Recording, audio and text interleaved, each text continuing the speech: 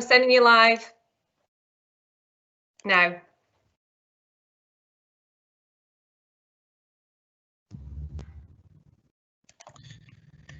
Good evening and welcome to this Cabinet meeting by virtue of the Local Authorities and Police Panels Regulations 2020. The regulations have temporarily removed the legal requirement for local authorities to hold public meetings in person.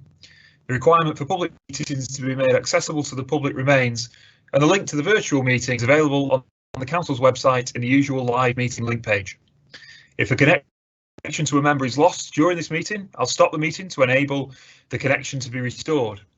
If the connection cannot be restored within a reasonable time, the meeting will proceed, but the member who is disconnected will not be able to vote on the matter under discussion as they would not have heard all of the facts. Should any aspect of the external link fail, I may call a short adjournment of up to 5 minutes or so to determine whether the connection can quickly be re-established.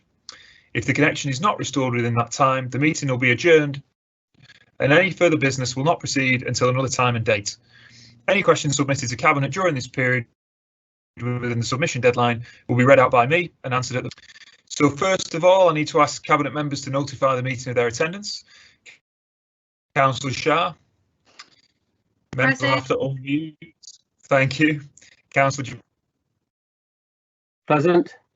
Councillor Roberts. Present. Councillor Brownridge. Present. Councillor Chatterton. Present. Councillor Mushtaq. Present. Councillor Chauhan. Present. Councillor Moores. Present.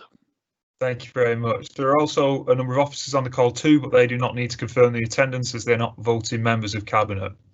So to the agenda. Once the report has been introduced and discussed, I'll ask each member to indicate their agreement or not by roll call, and that's for the reports on the agenda. There are some items that do not require a roll call vote, which will be obvious as we go through. So first of all, apologies for absence. We don't have any because everybody's confirmed their attendance. Item 2 is urgent business, and I've not been notified of any, so that means we can move on to item 3, declarations of interest. Do any members have interest that they need to declare in any item to be discussed on the agenda? Take silence to mean no. Thank you, members present. Public questions. I have not been notified of any public questions that I need to read out. So item 5 is the minutes of the Cabinet meeting held on the 20th of July 2020. Are those? Okay, silence means yeah. If there is any dissent, please unmute and make it known. No, so that's one of the items that we can agree by consensus, so those minutes are agreed. Thank you. And we can move to item 6, financial update, budget 2020-21 and 2021-22. Councillor Jabbar, for you to introduce this item. Thank you, Chair. Thank you very much indeed. So, colleague, this report sets out the financial update of the council, especially with all the different grants that we received from central government in respect of COVID-19. You'll see at the front of the report, there's a recommendation that we actually agree a £30 million reduction in our budget because the money that we spent on various activities to do with COVID-19 and the money that we've got is not enough, therefore there's a gap. Whilst I'm extremely grateful to the central government for the various grants they've given us, including £16.683 million of unring-fenced grant for our general activities, there is definitely a gap in the funding, and we have to take this measure to balance our budget. Can I also say, Chair, that in respect of some of the business grants that we received, so in total, we received £54.783 million. That was for small business grants, retail, leisure and hospitality sector.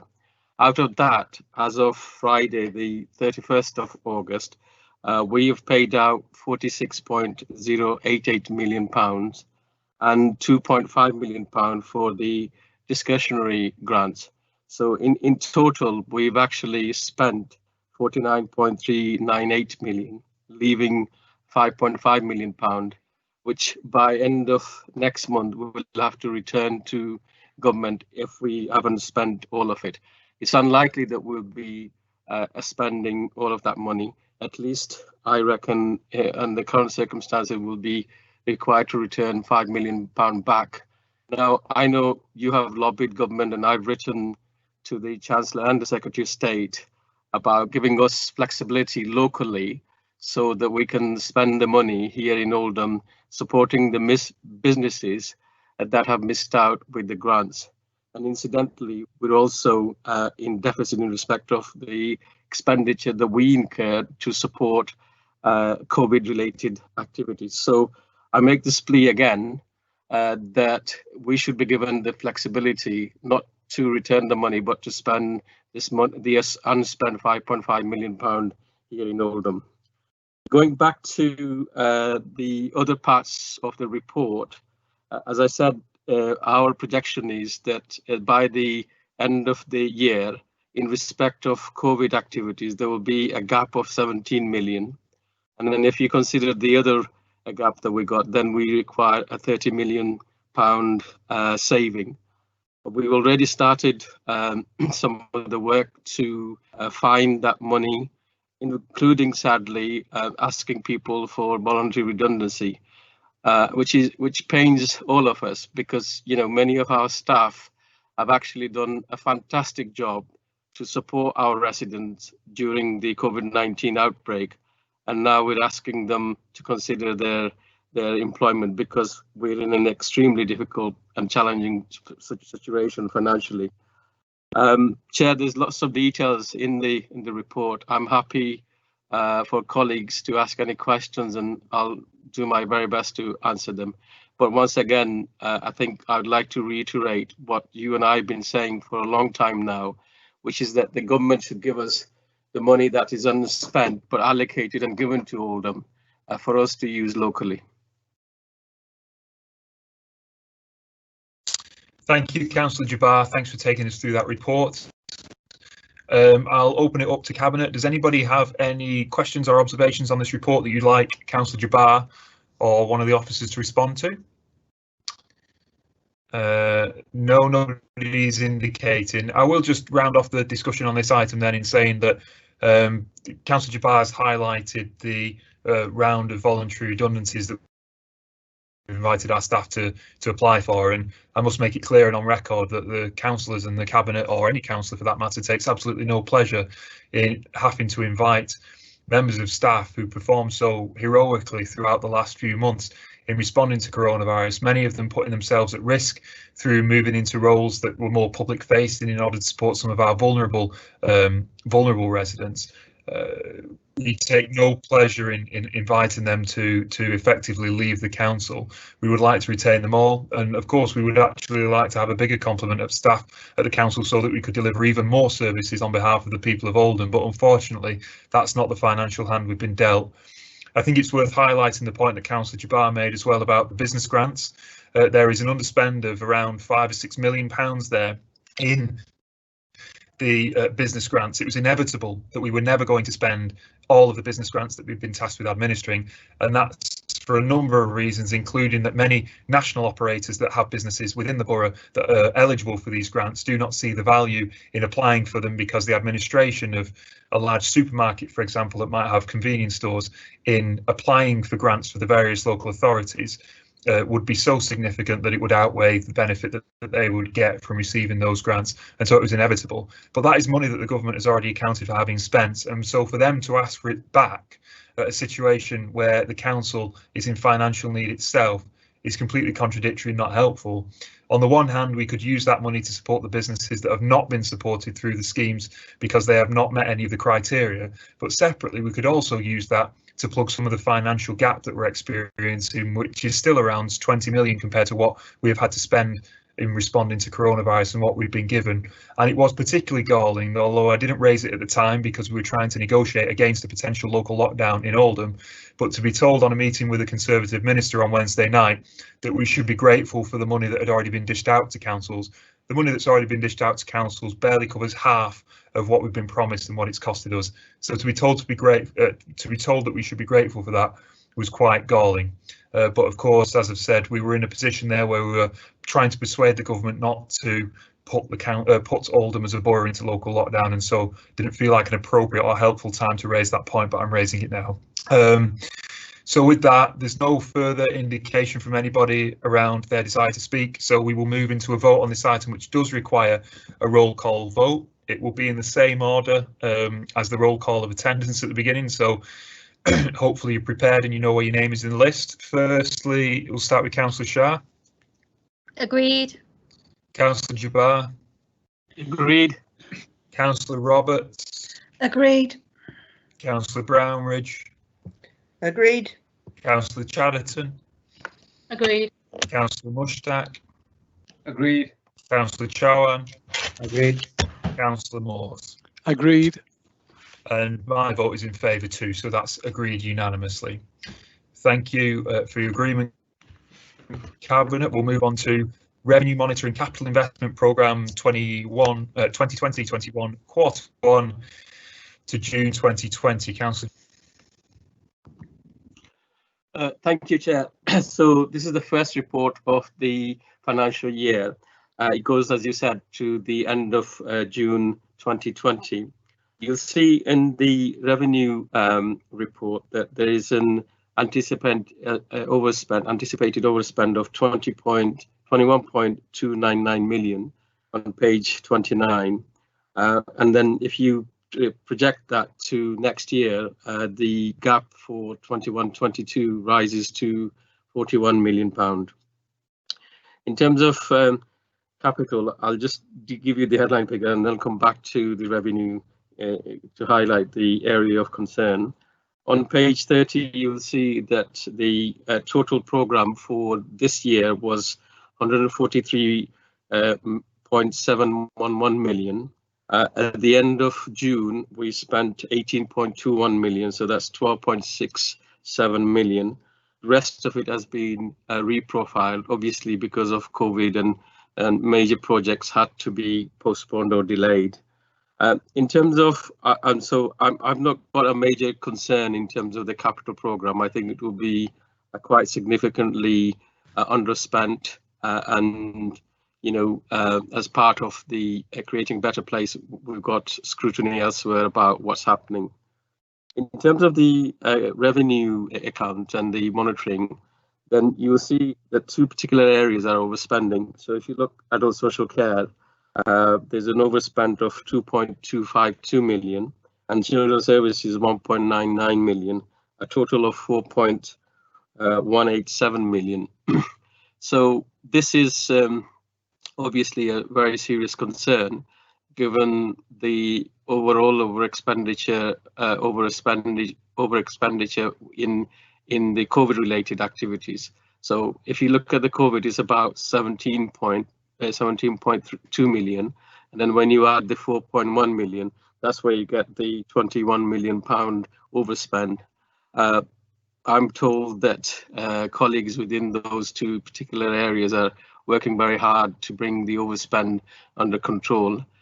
It needs to happen, because if we don't, then clearly the overspend within the year will increase and the pressure, in-year pressure will increase. So, okay, it is the first report and things will change undoubtedly. I think things always do. Or just a plea really, that colleagues just need to make sure that within their area they're doing everything they can to monitor this spend. Again, Chair, happy to answer any questions colleagues have got. Thank you, Councillor Jabbar. I think that those two areas being a challenge is something that we have in common with most, if not all, local authorities around the country. But thank you for taking us through that report. Do any members wish to contribute to the discussion on this item? No. OK. Well, we'll move into the vote. So first of all, Councillor Shah. Agreed. Councillor Jabbar. Agreed. Councillor Roberts. Agreed. Councillor Brownridge. Agreed. Councillor Chawan. Agreed. Councillor Chatterton. Agreed. Councillor Mushtaq. Agreed. Councillor Moores. Agreed. Thank you. And my vote is in favour as well. So again, unanimous. Right, thanks, Councillor Jabbar. It's you again under item 8, Treasury Management Review 1920. Okay, thank you, Chair, again. So this report has been to the Audit Committee on the 21st of July, and they have scrutinised the report fully. So this is here to give you an overview of what's happening. So essentially, it's looking at the last financial year and telling you how we conducted the Treasury management in the Council. This is a regulatory report, so it's required by law that you see it, you comment on it, and then you pass it on to the Council. It needs to go to the Council for full approval. So it deals with the Treasury management, the capital programme. There isn't anything there really that of any concern whatsoever.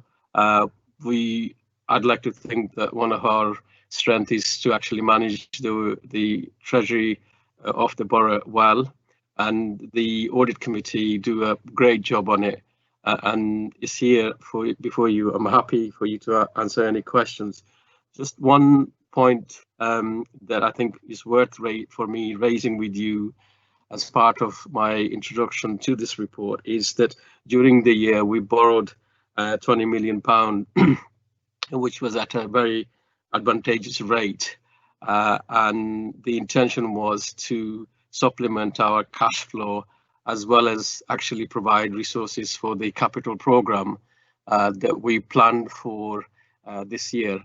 Now, as I said before, our capital programme this year was over £143 million, but of course that's been interrupted. But despite that, I think it was a good thing to do, because when we bought it, I think when we borrowed the money, the interest rate was 1.76%. So I think with that, Chair, I'm again happy to answer any question people have got, but I think I've covered the main points of the report.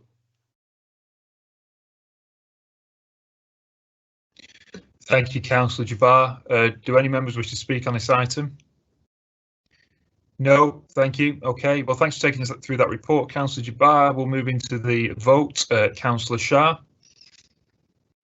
Agreed. Councillor Jabbar. Agreed. Councillor Roberts. Agreed. Councillor Mushtaq. Agreed. Councillor Chauhan. Agreed. Councillor Moores. Agreed. Councillor Brownridge. Agreed. Councillor Chatterton. Agreed. And my vote's in favour too. So that's agreed unanimously. Thanks, Cabinet. We can move on to the next item, which is item number 9, creating a better place, which is for me to introduce. So members will recall that Cabinet approval was obtained in January 2020 for the vision and strategic framework for the Council's Creating a Better Place strategic programme. We agreed that this programme would be reviewed to confirm alignment with our economic recovery in support of the financial implications associated with responding to the COVID-19 virus. So Creating a Better Place sets out a comprehensive vision and framework for the borough, which includes the Oldham Town Centre vision, our housing strategy, and utilisation of the council's corporate estate to support development and open space requirements right across the borough. In the light of COVID-19, the council's had to respond with a provision of significant funding to ensure the safety and welfare of Oldham's local communities. In addition, the national policy landscape changed significantly in March with the publication of a Treasury consultation setting out proposals for revising Public Works Loan Board lending terms. And therefore it was appropriate for both of these reasons that the programme was reviewed to ensure that priorities are correct and that projects supported economic recovery post-COVID. Now, we all know that the nature of the economy has changed as a result of the pandemic. You can see from the way that we're conducting this meeting, many of us are now working from home. So there was an ambition around office space contained within our Creating a Better Place framework when we originally announced it, which may no longer be relevant. And so it is absolutely correct that we review that. In addition, If there are changes around our town centre ambitions, does that offer opportunities for more housing, which again would reduce the impact on Greenbelt as part of the Greater Manchester Spatial Framework strategic allocations? And both of those things are two factors that have been played in to our review of creating a better place. We have also, because of the nature of the pandemic and the way that we've had to respond to it, look for ways that we can reduce the overall funding ask for creating a better place so that we can reduce the borrowing costs. We've arrived in a place where we have still got a huge ambition to regenerate not just Oldham Town Centre, but other parts of the borough, including investments in schools and other community assets.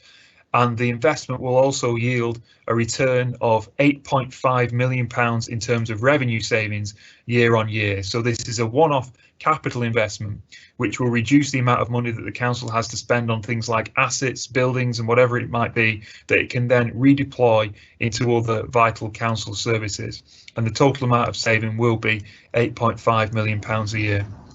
We also, within our regeneration team, have incredibly talented staff who are very adept at writing bids to secure external funding from things like the Future High Streets Fund and the Towns Fund and other schemes which lever in additional investment in Oldham, which doesn't come at a cost to the local taxpayer because it is funded by national government. And members of the public will have seen covered extensively in the press our ambitions around things like a performance space, our ambitions for the regeneration and improvement of Tommyfield Market, and our ambitions for the Egyptian Room in the form of a food hall. And these are all things that we remain committed to as part of this. So what I'm seeking agreement on today is the revised position around our Creating a Better Place framework, which has reduced the overall capital ask but still delivers that £8.5 million revenue saving, which is still focused on the creation of jobs and apprenticeships and the provision of homes on brownfield sites, and therefore delivers on a framework that will secure recovery post COVID-19 as much as we possibly can within the resources we have. It remains an incredibly exciting and significant programme of investment in our borough, and we should still celebrate it and talk it up at every opportunity. So the recommendations are before Cabinet. Do any members wish to speak on this item? No. Okay, right. Just for noting, there is an error on the cover page of item 9 within the papers. It lists Councillor Chatterton as Cabinet Member for Children's Services when it should read Councillor Moores after the Cabinet changes. So with that amendment, we'll move into the vote. Are members happy to agree the recommendations as set out in the report? Councillor Shah. Oh, just a moment, Councillor Shah, before I do, can I just seek advice? There is a Part B element to this report, so there is no point in taking a roll call vote at this stage, is there? That's correct. Thanks, Liz. So members will hear further debate on this item in Part B of the meeting, and that's the point at which we will take a roll call vote. But I've done the introduction of the public papers for the purposes of the public meeting. So that's Creating a Better Place. We can move on to item 10, which is Statement of Community Involvement. Is that Councillor Shah to introduce that? Sorry, I'm struggling here. Councillor Roberts. Councillor Roberts, apologies. Councillor Roberts. Right, thank you, Councillor Fielding. This is a update on the way in which local people will be able to be involved with the production of the local plan. Basically, the changes are twofold, really. Firstly, to reflect some changes in the way that the planning department now conducts its business. So, for example, the planning department no longer creates paper files of planning applications. All of the planning applications are dealt with online. So the way in which people can look at those is clearly therefore only online. So, and then the second set of changes to this is around the changes that have been imposed by the COVID regulations to make sure that the Statement of Community Involvement reflects the current legislative requirements.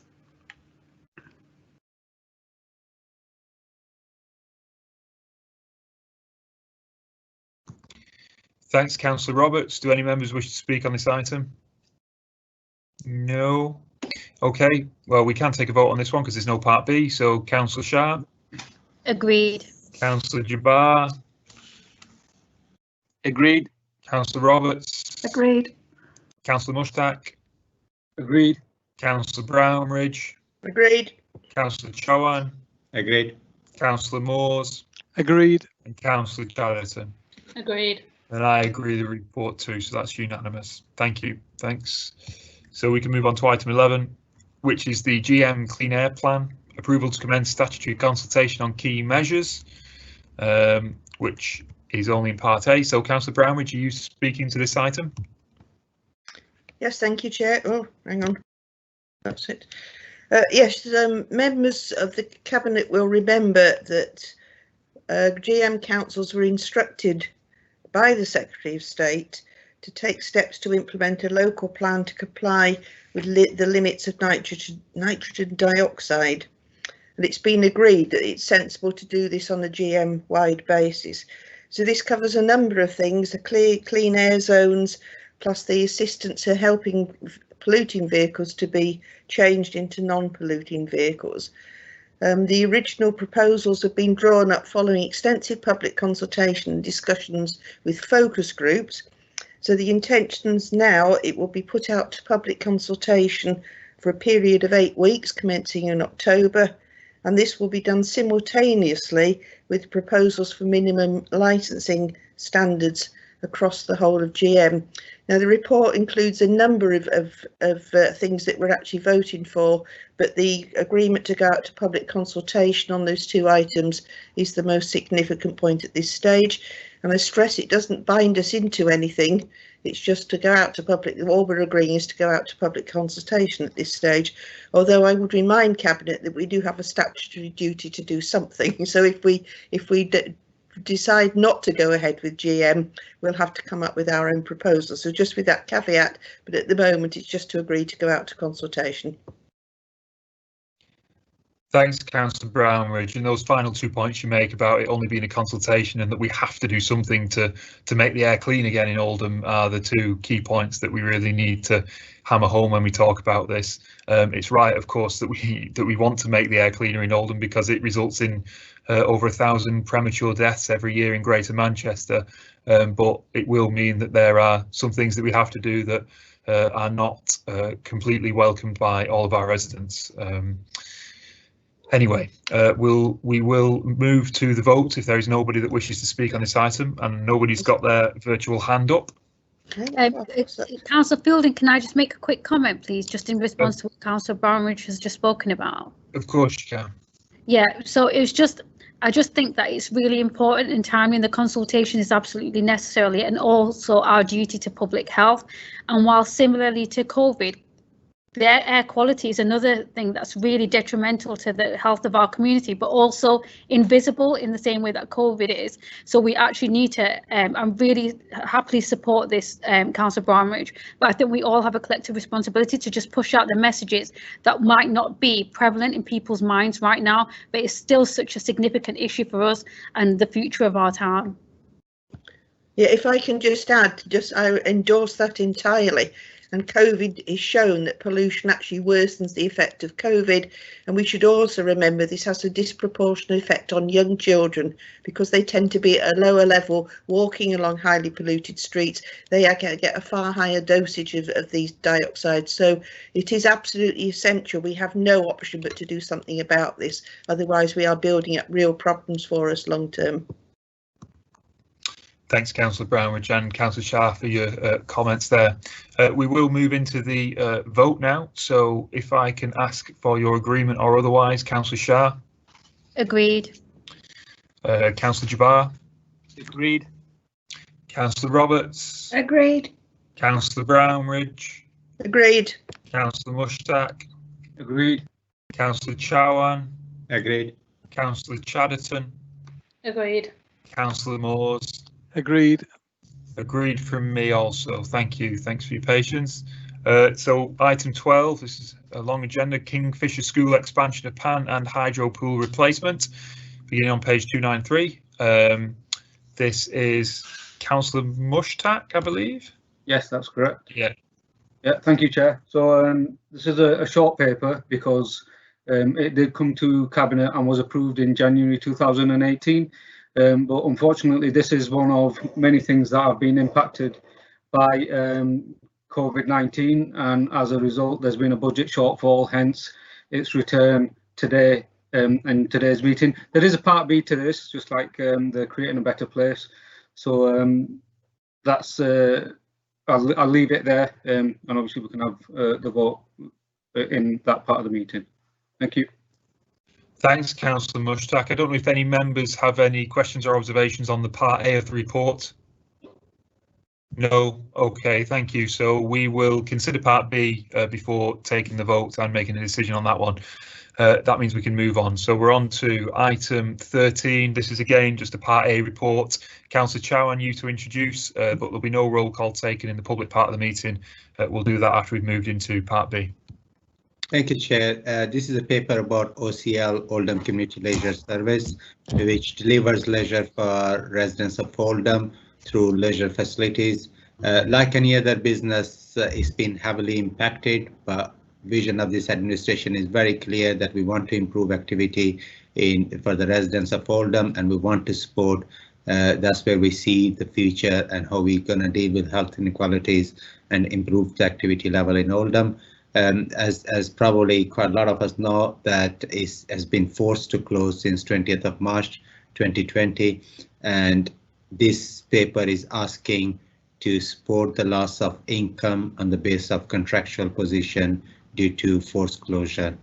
And there is a Part B where we can discuss further details. Thanks, Councillor Chowan. I think I just want to place on record the incredible job that OCL have done in getting their centres back open for use. I visited them a number of times, and even though everybody's become a cleaner because you're all given some blue roll and a spray bottle to clean everything after you've used it, I think the way that they've been able to think that out and make sure that there's one-way systems in place to ensure people can work out safely is really commendable. So I just want to place on record my thanks to them, but also for the work that they did for the period that they were closed, supporting the relief effort, for turning over their gym at Oldham Sports Centre to Oldham Food Bank, and for releasing many of their staff to support driving, to support food delivery, to support collecting things from businesses. I think that was an example of why we like having OCL as our leisure operator in Oldham as a community company, rather than a national private chain that some leisure trusts have been swallowed up by. They are a company that delivers real value to both the community and the people of Oldham, well beyond health and well-being. But we will consider Part B of the report after we've turned off the live link. So item 14, extend the Unity Partnership Agreement with the Council. Again, this is a Part A report only, and this is for Councillor Jabbar to speak to, if you have much to say on the Part A. Not a great deal, Chair, just to say that the current agreement expires on the 31st of August 2020. So basically we're asking for a further extension of 5 years. Essentially on the 2nd of July 2018, we acquired the remaining shares from Kia, and Unity Partnership became a wholly owned company. And then on the 14th of September last year, we gave them an initial agreement to provide services for the council for 11 months. So after a successful period of this 11 month, we are now asking for Cabinet to approve a further extension of 5 years to that contract, to that agreement. So it's just straightforward.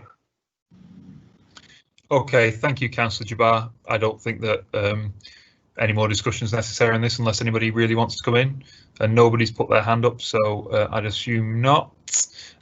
So Part B of that will be considered after we've excluded press and public.